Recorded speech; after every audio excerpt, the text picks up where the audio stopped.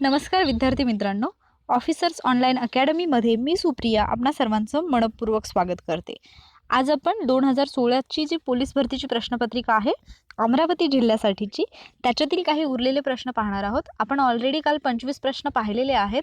त्याचबरोबर आपण अहमदनगर आणि औरंगाबाद जिल्ह्याचे प्रश्नसुद्धा पाहिलेले आहेत. जर तुम्ही ते व्हिडिओज पाहिले नसतील तर प्लेलिस्टमध्ये जाऊन ते व्हिडिओज तुम्ही पाहून घ्या. आजच्या लेक्चरमधला पहिला प्रश्न आहे, कृष्णाकाठ हे आत्मचरित्र कोणाचे आहे? पर्याय क्रमांक 1 आचार्य अत्रे, पर्याय क्रमांक 2 यशवंतराव चव्हाण, पर्याय क्रमांक 3 शिवाजी सावंत आणि पर्याय क्रमांक 4 बाळासाहेब देसाई. आणि या प्रश्नाचं बरोबर उत्तर आहे पर्याय क्रमांक 2 यशवंतराव चव्हाण. हा प्रश्न तसा सोपा होता, कारण कृष्णा नदी म्हटलं किंवा प्रीती संगम हे ठिकाण म्हटलं तर आपल्याला जे व्यक्तिमत्व आठवतं ते म्हणजे यशवंतराव चव्हाण. त्यानंतर पुढचा प्रश्न आहे, राज्याच्या मुख्यमंत्र्यांना शपथ कोणाकडून दिली जाते? 1 आयुक्त, 2 शेरीफ, 3 मुख्य न्यायाधीश आणि 4 राज्यपाल. आणि या प्रश्नाचं बरोबर उत्तर आहे पर्याय क्रमांक 4 राज्यपाल. मुख्यमंत्री किंवा पंतप्रधान असतील, उच्च न्यायालयाचे न्यायाधीश, सर्वोच्च न्यायालयाचे सरन्यायाधीश, राष्ट्रपती ही काही महत्त्वाची पदं आहेत आणि या प्रत्येक व्यक्तीला कोण शपथ देतं हे तुम्हाला माहिती असणं आवश्यक आहे. सो अशा महत्त्वाच्या घटनात्मक जी पदं आहेत तर त्या पदांच्या बाबतीत कोणाला कोण शपथ देतं याची एक नोट तुमच्या नोट्समध्ये असणं अपेक्षित आहे. पुढचा प्रश्न आहे, पुढीलपैकी कोणत्या देशाच्या नागरी सीमेशी भारताची सागरी सीमा संलग्न नाही? 1 पाकिस्तान, 2 चीन, 3 श्रीलंका आणि 4 मालदीव. आणि या प्रश्नाचं बरोबर उत्तर आहे पर्याय क्रमांक 2 चीन. भारताची भूसीमा म्हणजे जमिनीचा भाग कोणत्या देशाला लाभलेला आहे आणि त्याचबरोबर भारताचा सागरी भाग म्हणजेच सागरी सीमा कोणत्या देशांशी आहे याच्यावरती वारंवार प्रश्न विचारले जातात. सो तुम्हाला भारताची भूसीमा किती देशांना लागून आहे, भारताची सागरी सीमा किती देशांना लागून आहे आणि त्याचबरोबर भारताची भूसीमा तसेच सागरी सीमा ज्या देशांना लागून आहे अशा देशांची लिस्ट माहीत असणं आवश्यक आहे, कारण त्याच्यावरती येणाऱ्या एक्झाममध्ये प्रश्न बनू शकतो. पुढचा प्रश्न आहे, कवरत्ती ही कोणत्या संघराज्य प्रदेशाची राजधानी आहे? पर्याय 1 अंदमान निकोबार, पर्याय 2 चंदीगड, पर्याय 3 लक्षद्वीप आणि पर्याय 4 पॉंडिचेरी. आणि याचं बरोबर उत्तर आहे पर्याय क्रमांक 3 लक्षद्वीप. कवरत्ती ही लक्षद्वीप या संघशासित प्रदेशाची राजधानी आहे. इतर जे केंद्रशासित प्रदेश आहेत किंवा संघशासित प्रदेश आहेत त्यांच्या राजधान्या त्याचबरोबर ईशान्येकडील राज्य जे आहेत त्यांच्या राजधान्या सुद्धा तुम्हाला माहीत असणं अपेक्षित आहे. पुढचा प्रश्न आहे, इंदिरा पॉइंट कोणत्या बेटावर आहे? 1 अंदमान, 2 निकोबार, 3 लक्षद्वीप आणि 4 दमण. आणि याचं बरोबर उत्तर आहे पर्याय क्रमांक 2 निकोबार. इंदिरा पॉइंट हा भारताचा सर्वात दक्षिणेकडचा पॉइंट आहे किंवा सर्वात दक्षिणेकडचं टोक आहे असं आपण म्हणू शकतो. त्याचबरोबर जर भारताचं सर्वात उत्तरेकडील टोक पाहिलं तर दफ्तार हा पॉइंट आहे जो की जम्मू काश्मीरमध्ये येतो. त्याचबरोबर भारताचं पश्चिमेकडील टोक पाहिलं तर गुहर मोठा हे गुजरातमधलं ठिकाण आणि पूर्वेकडे जर पाहिलं तर अरुणाचल प्रदेशमधलं किबिथू हे ठिकाण आहे. ओके, त्याचबरोबर गुहर मोठा आणि किबिथू या दोन टोकांमध्ये वेळेत किती फरक पडतो, किती तासांचं अंतर पडू शकतं असा सुद्धा प्रश्न विचारला जाऊ शकतो. तर ते सर्वसाधारणपणे 2 तासाचं अंतर आहे असं आपण म्हणू शकतो. त्यानंतर पुढचा प्रश्न आहे, कोणते महाराष्ट्रातील सर्वोच्च शिखर आहे? महाराष्ट्रातलं सर्वोच्च शिखर विचारलेलं आहे. अगदी बेसिक असा प्रश्न आहे. पर्याय क्रमांक 1 कळसुबाई, पर्याय क्रमांक 2 खुलताबाद, पर्याय क्रमांक 3 मढी आणि पर्याय क्रमांक 4 तोरणमाळ. आणि याचं बरोबर उत्तर आहे पर्याय क्रमांक 1 कळसुबाई. कळसुबाई हे महाराष्ट्रातील सर्वोच्च शिखर आहे. त्यानंतर पुढचा प्रश्न आहे, भारताचा सर्वाधिक भूभाग कशाने व्यापलेला आहे? 1 पर्वत, 2 मैदानी प्रदेश, 3 प्राचीन पठार आणि 4 वाळवंट. आणि याचं बरोबर उत्तर आहे पर्याय क्रमांक 3 प्राचीन पठार. भारताचा सर्वाधिक भूभाग जो आहे तो प्राचीन पठाराने व्यापलेला आहे. पुढचा प्रश्न आहे, क्षेत्रफळाच्या दृष्टीने भारत हा जगातील कितव्या क्रमांकाचा देश आहे? पर्याय 1 5व्या, पर्याय 2 6व्या, पर्याय 3 4थ्या आणि पर्याय 4 7व्या. आणि या प्रश्नाचं बरोबर उत्तर आहे पर्याय क्रमांक 4 7व्या. क्षेत्रफळाच्या दृष्टीने भारत हा जगातला 7व्या क्रमांकाचा देश आहे, तर लोकसंख्येच्या दृष्टीने 2ऱ्या क्रमांकाचा देश आहे. सो तुम्हाला पहिला देश सुद्धा माहिती पाहिजे, लोकसंख्येच्या दृष्टीने सुद्धा आणि क्षेत्रफळाच्या दृष्टीने सुद्धा. पुढचा प्रश्न आहे, भारतीय द्वीपकल्पाचे दक्षिण टोक कोणते आहे? 1 चेन्नई, 2 तिरुवनंतपुरम, 3 कन्याकुमारी आणि 4 मथुराई. आणि या प्रश्नाचं बरोबर उत्तर जे आहे ते आहे पर्याय क्रमांक 3 कन्याकुमारी. मी मगाशी तुम्हाला सांगितलं की भारताचं सर्वाधिक दक्षिणेकडचं टोक इंदिरा पॉइंट हे आहे. इथे आपल्याला भारतीय द्वीपकल्पाचं दक्षिणेकडचं टोक विचारलेलं आहे. सो जर भारतीय द्वीपकल्पाचं विचारलं तर त्याचा आन्सर असेल कन्याकुमारी. आणि जर समजा तुम्हाला भारताचं विचारलं म्हणजे आपण जिथे भारताचा पूर्ण भूमीचा भाग म्हणजे अगदी बेटं सुद्धा लक्षात घेतो तिथे मात्र त्याचं उत्तर इंदिरा पॉइंट हेच असेल. त्यानंतर पुढचा प्रश्न आहे, पुढीलपैकी कोणती नदी सिंधू नदी प्रणालीचा भाग नाही? 1 यमुना, 2 सतलज, 3 रावी आणि 4 झेलम. आणि या प्रश्नाचं बरोबर उत्तर आहे पर्याय क्रमांक 1 यमुना. सिंधू नदी प्रणालीमध्ये सतलज, रावी, झेलम, बियास आणि चिनाब या नद्यांचा समावेश होतो. यमुना मात्र सिंधू नदी प्रणालीचा भाग नाही.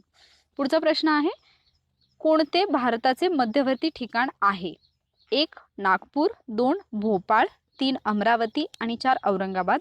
आणि या प्रश्नाचं बरोबर उत्तर आहे पर्याय क्रमांक 1 नागपूर. नागपूर हे भारताचं मध्यवर्ती ठिकाण आहे. म्हणजे जर तुम्हाला भारताचं बरोबर मिडल पॉइंट कोणता आहे, मध्य ठिकाण कोणतं आहे असं विचारलं तर त्याचं उत्तर असेल नागपूर. पुढचा प्रश्न आहे, नर्मदा नदीचे दक्षिणेकडील त्रिकोणाकृती प्रदेश डॅश डॅश म्हणून ओळखला जातो. म्हणजे नर्मदा नदीच्या दक्षिणेकडचा जो त्रिकोणाकृती प्रदेश आहे त्याला कोणत्या नावाने ओळखलं जातं? 1 माळवा, 2 बुंदेलखंड, 3 छोटा नागपूर आणि 4 दख्खनचे पठार. आणि या प्रश्नाचं बरोबर उत्तर आहे पर्याय क्रमांक 4 दख्खनचे पठार. पुढचा प्रश्न आहे, महाराष्ट्राच्या पठारी प्रदेशात कोणत्या प्रकारची मृदा विकसित झाली आहे? 1 काळी मृदा, 2 करडी मृदा, 3 वालुकामय मृदा आणि 4 लाल मृदा. आणि याचं बरोबर उत्तर आहे पर्याय क्रमांक 1 काळी मृदा. महाराष्ट्राच्या पठारी प्रदेशामध्ये प्रामुख्याने काळी मृदा आढळते. आणि भारताचा जरी पूर्ण विचार केला तरी भारतामध्ये सर्वाधिक कोणत्या प्रकारची मृदा आढळते असा प्रश्न आला तर त्याचं उत्तर सुद्धा काळी मृदा हेच असेल.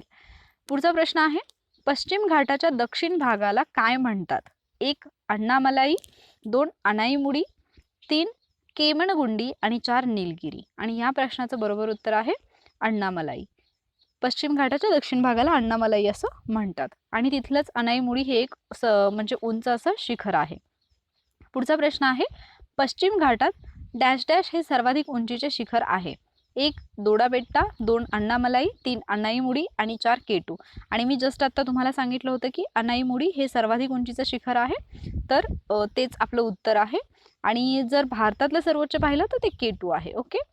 त्यानंतर पुढचा प्रश्न आहे, अमरावती जिल्ह्यात एकूण किती तालुके आहेत? 1 12, 2 13, 3 14 आणि 4 15. आणि या प्रश्नाचं बरोबर उत्तर आहे पर्याय क्रमांक 3 14. पुढचा प्रश्न आहे, डॅश डॅश ही म्यानमार देशाची राजधानी आहे. भारताला चिटकून असणारा जो देश आहे म्यानमार, ज्याच्याशी भारत काही सीमा सुद्धा शेअर करतो, तर या देशाची राजधानी आपल्याला विचारलेली आहे. पर्याय आहेत यांगून, 2 ढाका, 3 टोकियो आणि 4 काबूल.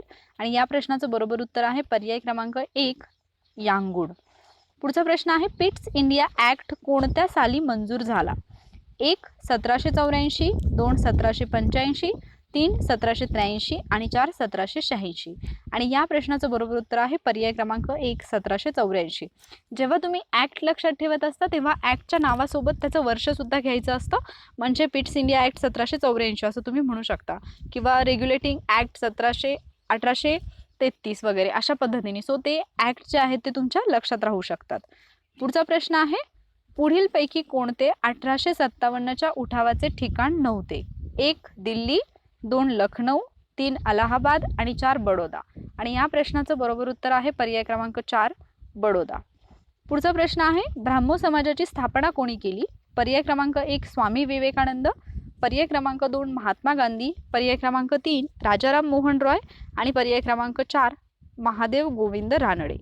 आणि या प्रश्नाचं बरोबर उत्तर आहे पर्याय क्रमांक 3 राजाराम मोहन रॉय. राजाराम मोहन रॉय यांनीच ब्राह्मो समाजाची स्थापना केली होती. पुढचा प्रश्न आहे, सन 1848 मध्ये पुण्यात मुलींसाठी शाळेची स्थापना कोणी केली? अगदी सोपा प्रश्न आहे. पर्याय क्रमांक 1 आहे डॉक्टर बाबासाहेब आंबेडकर, पर्याय क्रमांक 2 महात्मा गांधी, पर्याय क्रमांक 3 ॲनी बेझंट आणि पर्याय क्रमांक 4 सावित्रीबाई फुले व महात्मा फुले.